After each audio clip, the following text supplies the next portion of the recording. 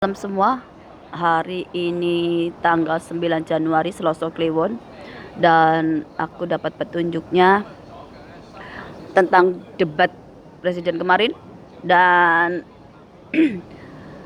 dari ketiganya sebenarnya nggak perlu ngomong ngalur ngidur ngetan ngulon, tinggal bilang aja aku jadi presiden atau jadi raja atau jadi ratu yang bakal membunuh semua orang yang korupsi, yang makan duit rakyat, yang mengambil hak orang lain, yang merusak alam untuk kepentingan sendiri, golongan dan sebagainya. Itu baru nanti akan bisa jadi seorang pemimpin tanah Jawa yang bisa memakmurkan rakyatnya. Karena apa? Karena tanah Jawa turun temurun, rajanya atau ratunya itu hatinya bersih, hatinya tulus. Yang apa? Yang artinya nanti dia dalam bekerja itu benar karena Tuhan yang Maha Esa, untuk kepentingan rakyat. Jadi rakyatnya itu hidupnya makmur, gemah lipah roji nawi.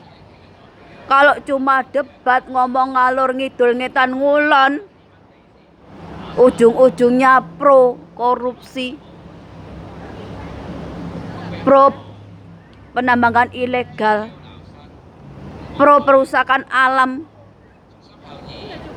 Sama aja kalian itu bohong. Kalian gak cuma menipu rakyat tapi juga menipu Tuhan. Apalagi kalau ada yang bilang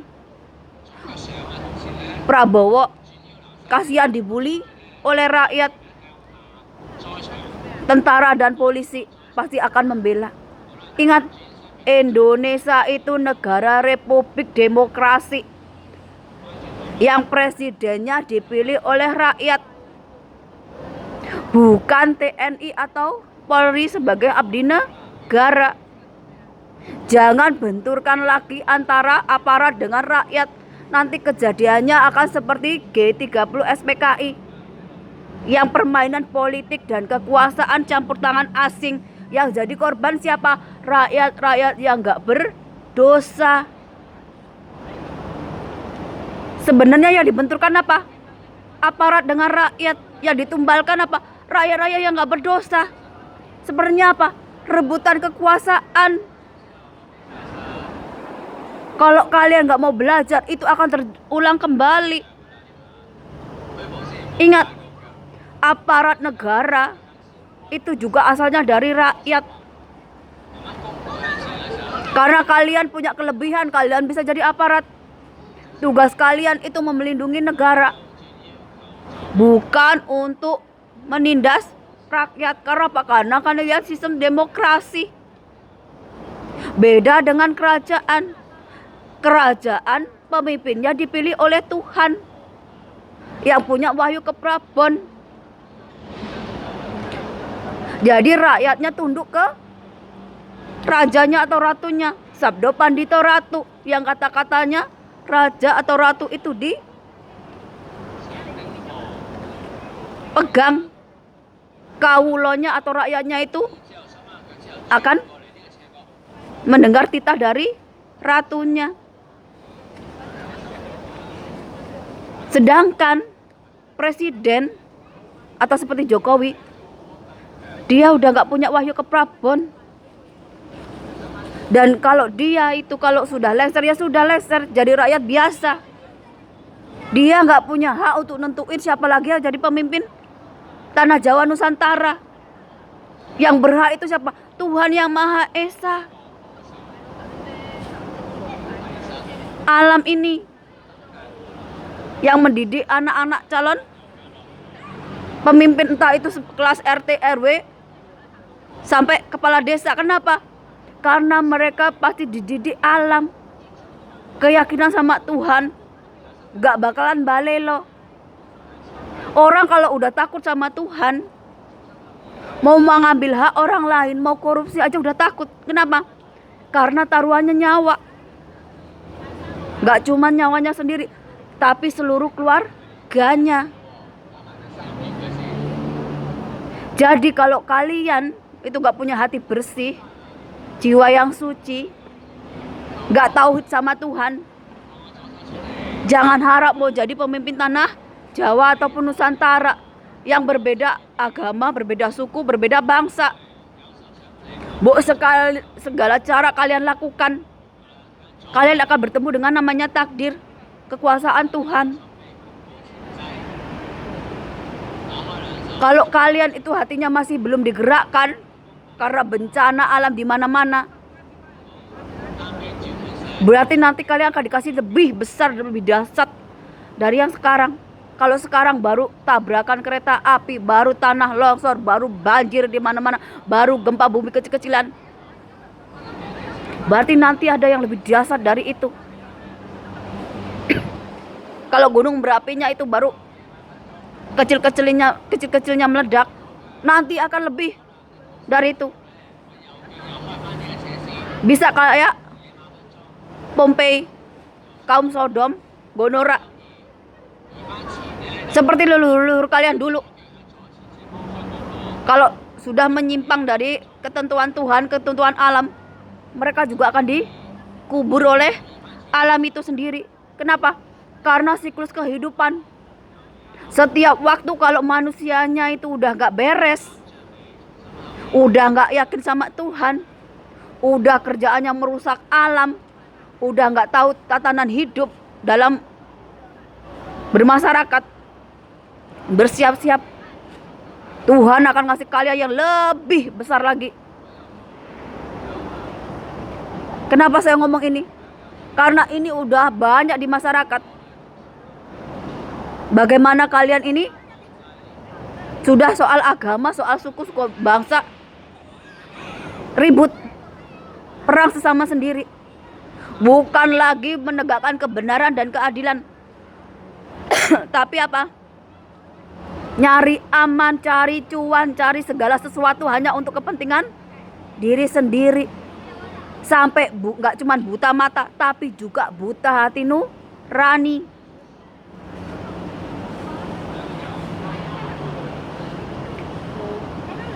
Kalian ini gak sadar, gak bisa melihat masa depan yang udah terlihat jelas. Aku kasih contoh, kami ini yang kerja-kerja di luar negeri ini, ijazahnya itu gak kepake. Kenapa? Karena kami ini pakai keterampilan, pakai skill.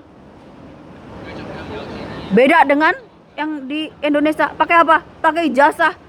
Ujung-ujungnya apa? Korupsi. Ngurus, jangankan ngurus negara, ngurus diri sendiri aja gak becus. Kalau becus gak bakalan dia korupsi, gak bakalan dia itu melakukan hal-hal yang gak terpuji. Kolusi, korupsi, nepotisme itu musuh terbesar Indonesia. Kenapa Indonesia itu gak pernah bisa maju? Mulai dari zaman kemerdekaan sampai sekarang. Karena dari mentalnya orang Indonesia sendiri. Yang kolusi, nepotisme itu masih diagung-agungkan. Masih jadi prima dona. Orang-orang yang gak takut sama azab Tuhan. Orang-orang yang gak takut dengan hukum Tuhan, hukum alam. Orang kalau udah tahu hukum alam, merusak alam itu bisa mendatangkan malapetaka, gak bakalan mereka itu bikin tambang-tambang ilegal, merusak alam dengan menebang hutan secara ilegal. Gunung-gunung diratakan tanah cuma untuk pembangunan, cuma untuk perumahan dan sebagainya. Kalau tahu merusak alam, gak mungkin lautan itu dijadikan lahan untuk pemukiman, diuruk. Manusia itu benar-benar kalau udah serakah, gak cuma buta matanya, tapi juga buta mata hatinya.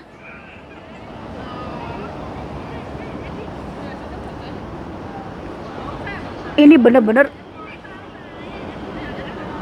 bikin ibaratnya nenek moyang kita itu yang mengorbankan nyawanya itu menangis. Kenapa?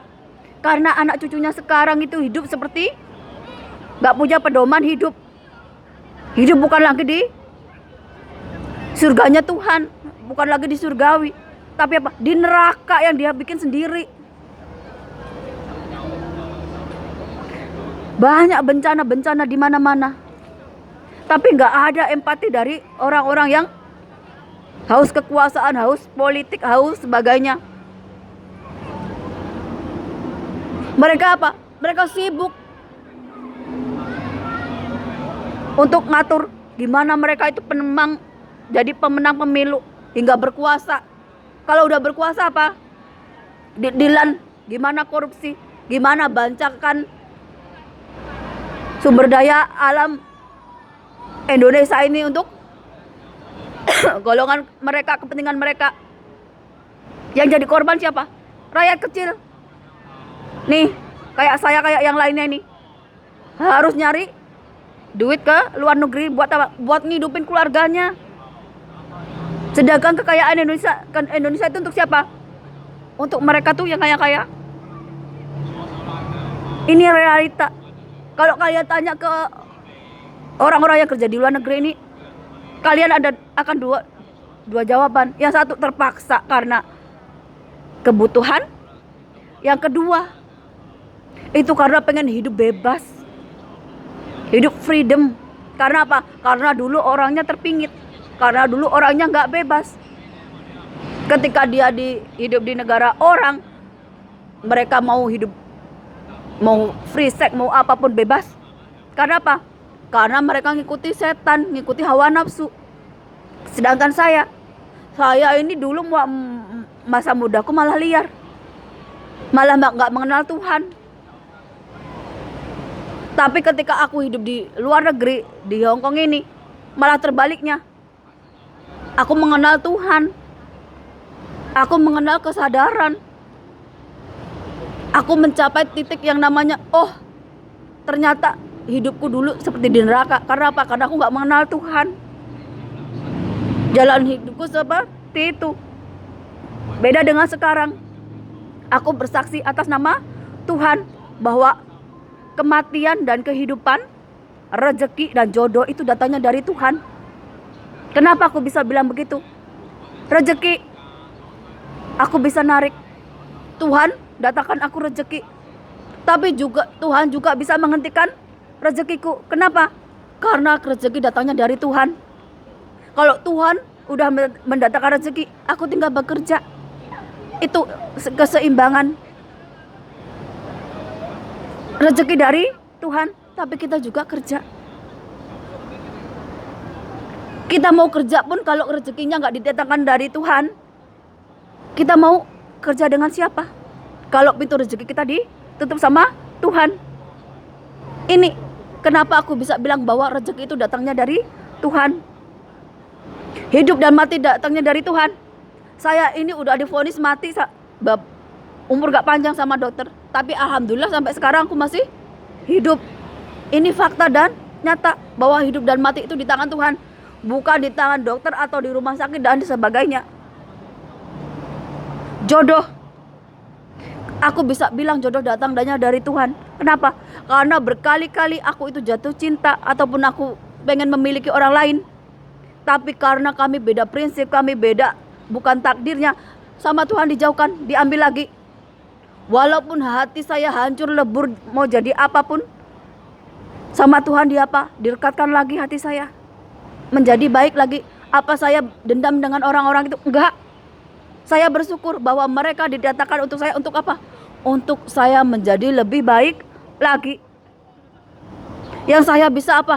Pasrah sama Tuhan yang Maha Esa, berlindung di dalam lindungan Tuhan yang Maha Esa, berlindung di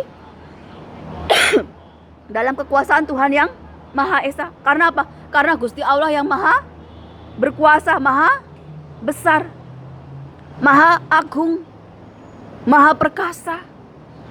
Ini yang dilupakan manusia zaman sekarang. Saking jumawannya mereka itu bisa mencari rezeki, bisa menghalalkan segala cara untuk mendapatkan cuan.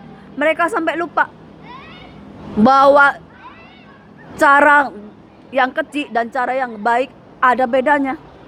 Tuhan akan mengajarkan kita mencari uang yang halal, yang berkah di setiap langkah kita, di setiap nafas kita, agar apa? Agar hidup kita itu tenang dan damai.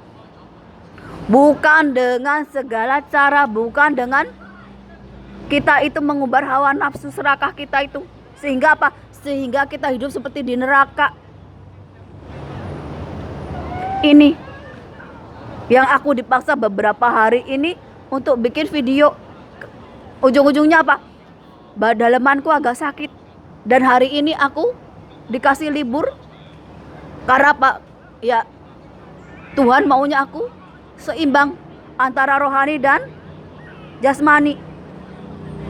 Kalau enggak, aku ya enggak akan bisa bertahan. Kenapa? Ini caraku mendapatkan kekuatan dan spirit dari Tuhan. Aku bikin video ini juga dapat energi. Aku keluarkan lagi. Biar apa? Biar dalamanku sehat. Biar umurku panjang. Karena apa? Karena aku udah dapat ilmunya. Ilmunya itu ya harus aku keluarkan lagi dari dalam tubuhku. Orang-orang yang udah sampai ke tahapan ini udah gak mikir apa? Surga neraka. Udah gak mikir orang itu mau kayak apa. Yang penting apa? Yang penting antara diri saya ini sama Tuhan. Ini yang aku kembali lagi bikin video. Kemarin aku udah anteng berapa hari. Dan ini yang ingin aku omong. Hati-hati. Kalian bisa dapat tragedi lagi seperti G30 SPKI. Kalau kalian benar-benar gak bisa berpikir positif. Hati yang bersih. Kenapa? Karena pemimpin kalian itu cuma dipenuhi hawa nafsu. Pengen memimpin. Tanya mereka. Ada yang enggak yang berani hukum mati koruptor? Menyita harta bendanya sampai keturunannya 7 turunan. Enggak ada yang bakalan berani. Kenapa? Karena mereka enggak bersih hatinya. Mereka gak tulus untuk rakyat. Tuhan itu maha melihat. Yang mengadili ini alam semesta. Kenapa aku ngomong? Karena kalau diteruskan kalian itu tetap akan merusak alam Indonesia. Cuma untuk kepentingan kalian. Kalian kalau udah merusak alam, hanya akan membawa malapetaka untuk kalian sendiri. Sekarang itu kalian baru dikasih kecil-kecilan loh. Baik tanah longsor, gempa, banjir, puting beliung, itu baru kecil. Gunung Merapinya juga baru kecil-kecilan aja yang bangun. Belum sampai meledak.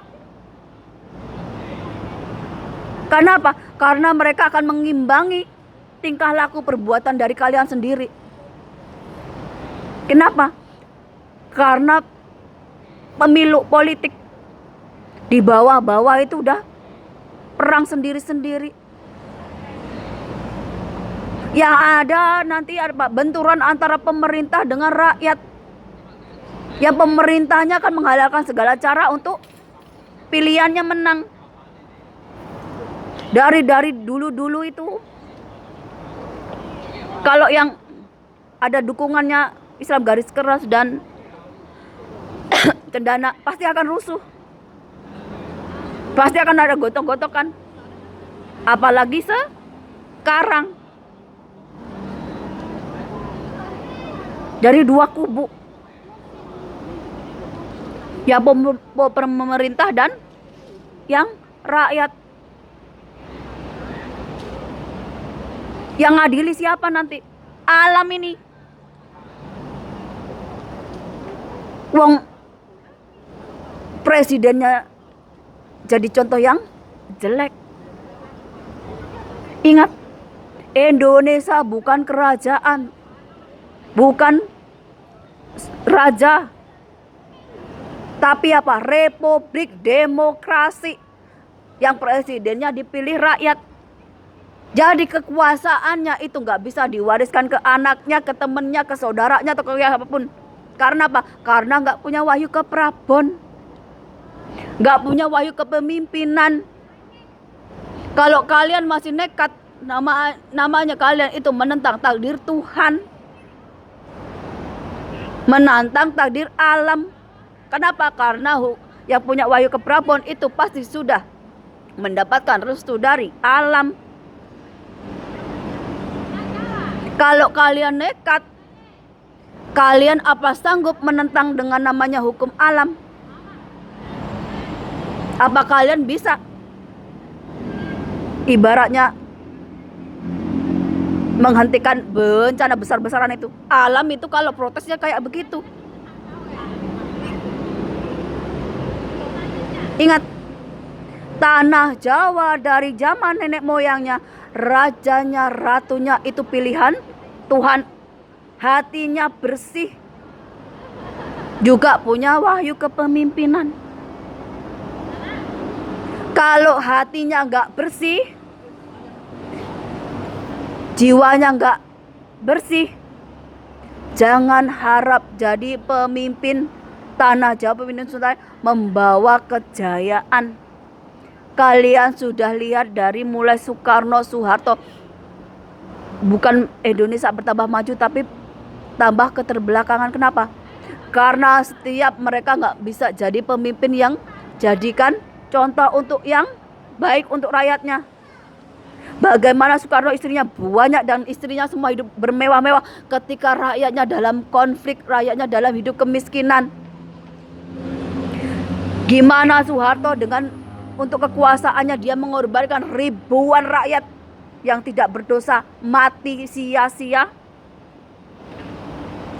Bagaimana dengan Habibie yang cuman sebentar, karena dia juga nggak punya wahyu kepemimpinan. Bagaimana Gus Dur dilengsarkan oleh Megawati dan Amin Rais. Ingat, siklus kehidupan karma dari perbuatan kalian itu akan terus datang ke kalian selama kalian masih niatnya nggak baik.